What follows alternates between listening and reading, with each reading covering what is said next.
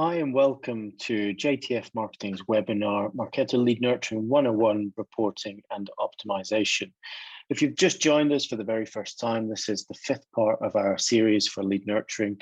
If you haven't caught the earlier parts, you can find them in the slide pack, which we'll send out after the webinar. And importantly, you can find them on our website as well. So let's get started. We've got 30 minutes to get through quite a bit of content. And I'm really keen to focus on the Q&A that we will have at the end. Any questions that you've got, please put them in the Q&A section as we get through this webinar, and I'll be more than happy to help. So for those of you who don't know me, my name is James Fletcher. I'm the CEO and I'm Marketo Solutions Architect here at JTF Marketing. Today, we're going to cover really everything surrounding understanding whether your lead nurturing program is actually working. Is it getting you the results you want? What can we do? How do we optimize? How do we understand what works and what doesn't? And importantly, what are our tips that we can give you as Marketo experts in order to optimize what you've already got? Or if you're starting to build from scratch, what do you do from here?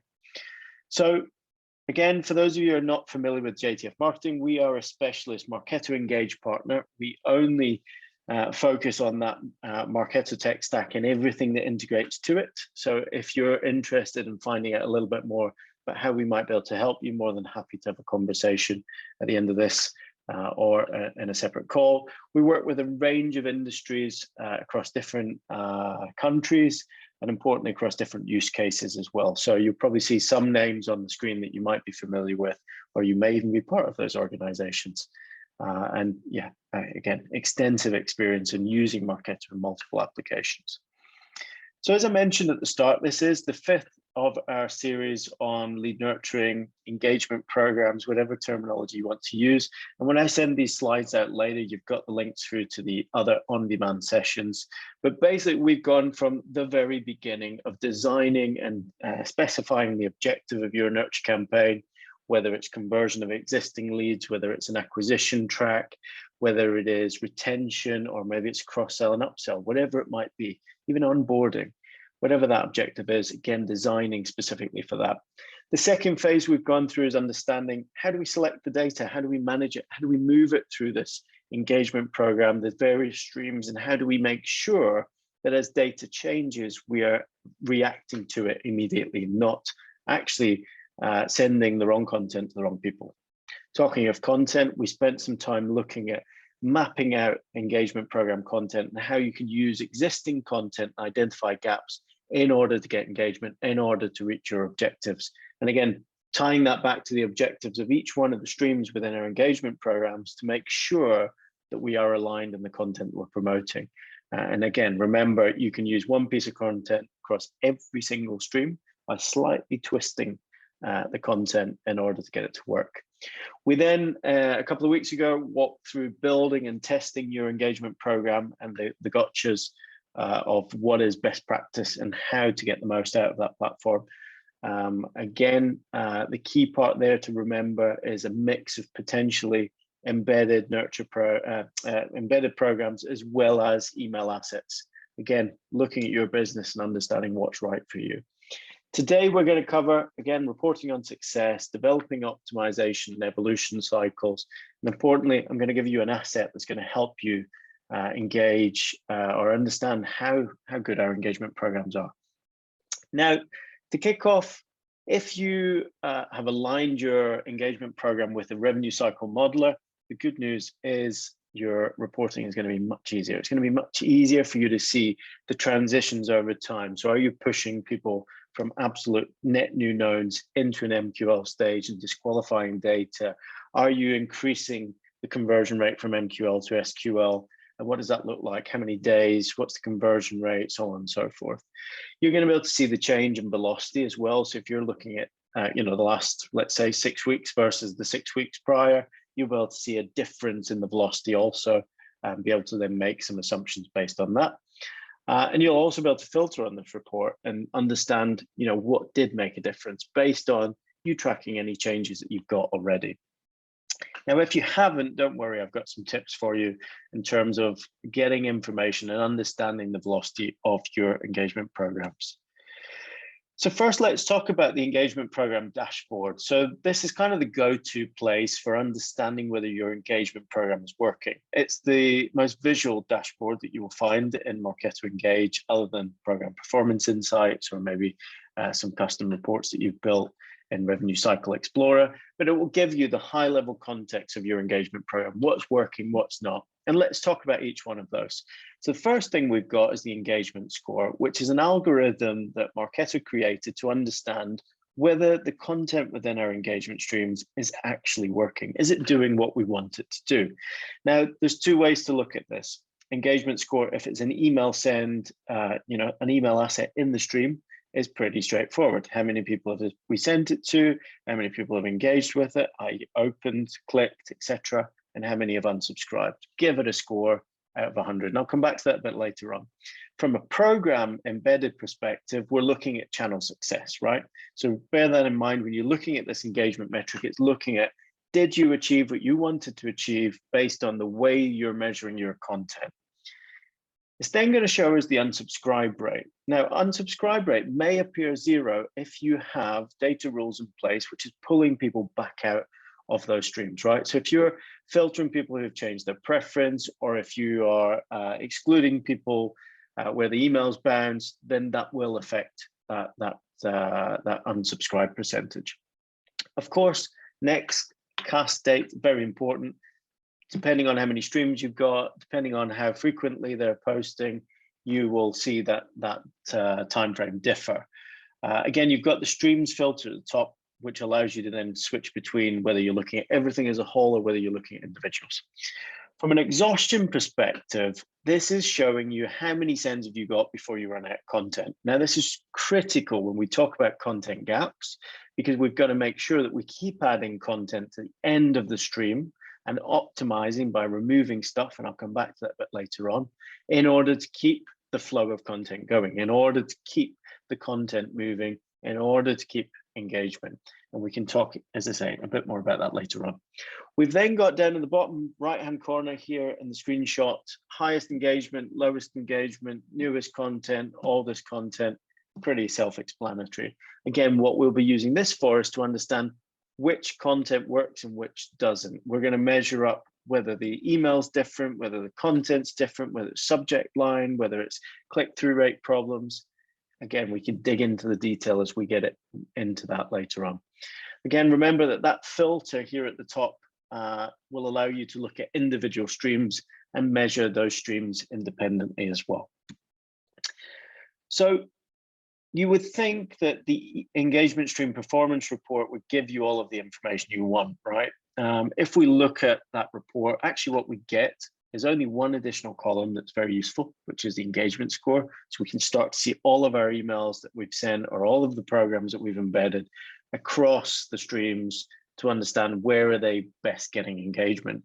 And it might be that a piece of content works really well top of the funnel, but doesn't at the bottom of the funnel. Again, let's optimize. Let's take out the content that doesn't work in order to improve it.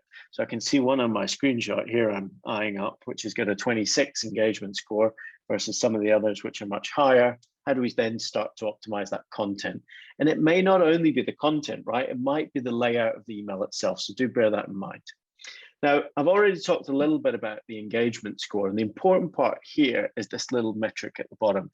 In terms of understanding what is good and what is bad, score out of 100, of course, is the most engaging, performing, but remember, when we're using programs, you must always use progression statuses to mark success.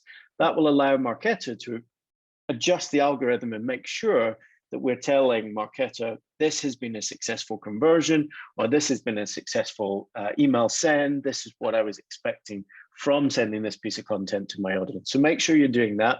Otherwise, it's going to be really hard to optimize the content within your streams. Then if we start looking at, well, how else do I answer some of the questions that I have around engagement programs? Probably the number one question I get asked is how many people moved from this stream to that stream? What happened this week in terms of people moving between streams? And I know that our sales team regularly ask that when we're thinking about how do we optimize and how do we make things better. Sadly, there's no shiny report that shows us there's the quick win. unless you have a revenue model in place. Of course, you can start to see some of that movement, hopefully. But if you don't have a revenue model in place, you can use a smart list. So looking at engagement program stream has changed, putting in the constraints on that filter, as you can see in the screenshot here, from MQL to SAL, for example, and within a time period will allow you to understand exactly what's happened. Now, you may have people jumping between stages, so they might not necessarily go from MQL to SAL, they might go straight to SQL, they might go straight to closed. It all depends on the way your business works and the rules that you have in place. So if you have any triggers to leapfrog certain stages or accelerate leads through the funnel, then bear that in mind, that those numbers won't be exact, but it will give you an indication of how many people have moved. So you may want to consider building additional smart lists for those individual steps that you know that someone might be able to leapfrog, or they've been part of that trigger program. Therefore, you can identify, well, you know, there's 50 leads that have gone from net new known people into SQL because this is the agreement we've got in place with sales. If we then start thinking about how many people get added to the various streams, we can then start to get into that detail, right? So we can use was added to engagement program within a time period, within a specific stream if we want to, or you can look at it as a whole. And this will allow you to indicate how many people have moved into the program. Now, remember that if you've got your inclusion and exclusion rules based on triggers, the number might be slightly different because we're looking at program membership. And if you're pulling people out of the program itself, you're going to be using not in program to get them out of your engagement program as part of a trigger campaign. That will mean that they're not going to be visible. So someone may enter and may leave in the exact same day, depending on how you engage, whether the data is clean, et cetera, et cetera. So again, consider that when you're looking at some of this data and understanding, well, why did that happen or what happened then? If we then look more into smart lists, we can also use program status was changed on a filter. So see movement again between those different stages, and then within a time period, you can set it to be has received X number of emails maybe. So you can be has received the first email and move to the next stream, has received 2 emails and then move to the next stream. The gotcha is, of course, that if you're using programs and they've already engaged, they may be skipping certain pieces of content. So remember, if you've got embedded content, if you're already a member of that program, you will skip the send and you will receive nothing on that send. So bear that in mind, again, when you're looking at who's engaged after X number of emails, et cetera, et cetera. And that all depends on how you structure your content, right? If you've got content specifically for your nurture, which isn't published anywhere else, that will give you the indication. If you haven't, then that will, and your content is published elsewhere. So in our own examples, we've got a download on the website, but then it's part of the nurture campaign. Again, you'd skip certain pieces of content there as well. Now, I mentioned to you that we've got a piece of content that's become available to you. And I'm going to jump into this in a second, which is our new engagement program optimization checklist. So don't worry, we're going to send this out after the webinar. If you can't wait, of course, go over to the website, jtfmarketing.co/resources, and you'll be able to get that asset straight away. Now, this checklist we put together with you guys in mind in terms of how do we go about this? How do we start thinking about some of this content? And if I just swap tabs here for a second, you'll see this shiny new PDF that we put together. And we're going to skip straight through and just walk you through how I would use this and how I would understand whether it's going to work for me.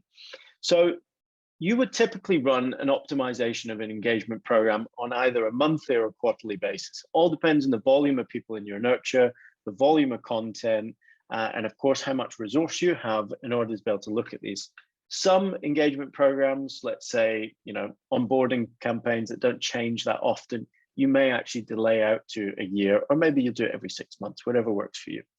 Now, this checklist is split into 3 areas: membership, streams, and content. And I'm going through those in those order to make sure that we're looking at, as a model, is it working? Do we have people moving in? Do we have people moving out? Are they transitioning between? Yes, no, etc.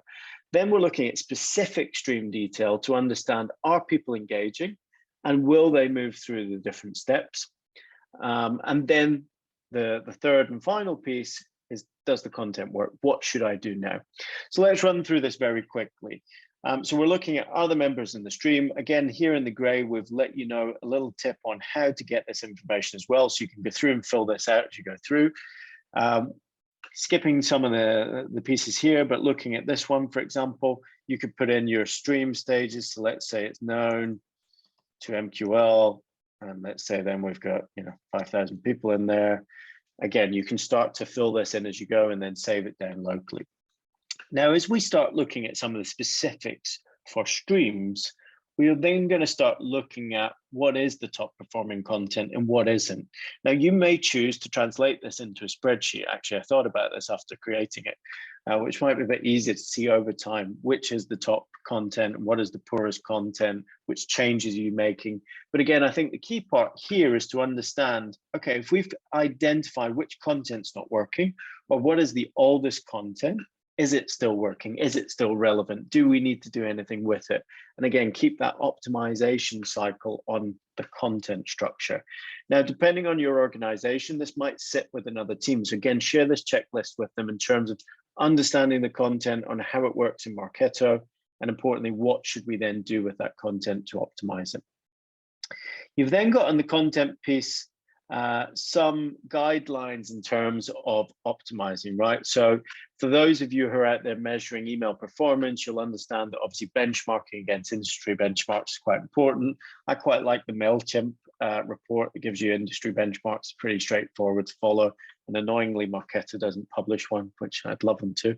But again, go through this checklist and understand, what content can I change? Is it still relevant? Do I need to reorder? So one of the most important parts in the engagement program is this reordering piece. We're trying to put the highest engaging content, or the highest converting content, to the top of the funnel where it makes sense, in order to drive people through those different stages. So from an MQL to a sales conversation, from a sales conversation to a qualified opportunity. And again, understanding what are the opportunities here in order to optimize. Again, there might be some things you've just got to go back and check. Did I set up the right progression statuses in terms of mapping those out? Or is there something else that I've got to do in order to optimize that content? Again, go back through as much detail as you can in order to see whether this is working or not. Now, I'm hoping that this is going to be helpful to you. Again, I'm open to some feedback. We just put it together in the last couple of weeks. So again, if you feel that we've missed something, or you've still got a question, we can optimize this together and add in the additional details so that you've got a tool that's helpful to you. And if you haven't seen our other checklists, there's one for webinars, there's one for email sends. It's definitely worth downloading and checking that you've got those available to you. So let's jump back to the slides, which there isn't so many more because I appreciate there's going to be some questions here at the end. So again, go and download this. It will help you identify some of the gaps that you might have in content, or some of the optimizations that you can put in place, and importantly, understand what's working from your content. Now, JTF marketing can obviously help you with every step of this journey, right? So from design and specifying the objective, right through to executing or even optimizing what you've already got. So if you've got any questions, feel free to reach out to us. We're very proud to know our stuff when it comes to engagement programs. And actually, a lot of our customers, like the testimonial on the page, are saying that our campaigns are performing better than the ones they've had before, better than what they've done before. So again, if we can take any of that knowledge and share it with you, we'd be more than happy to do so.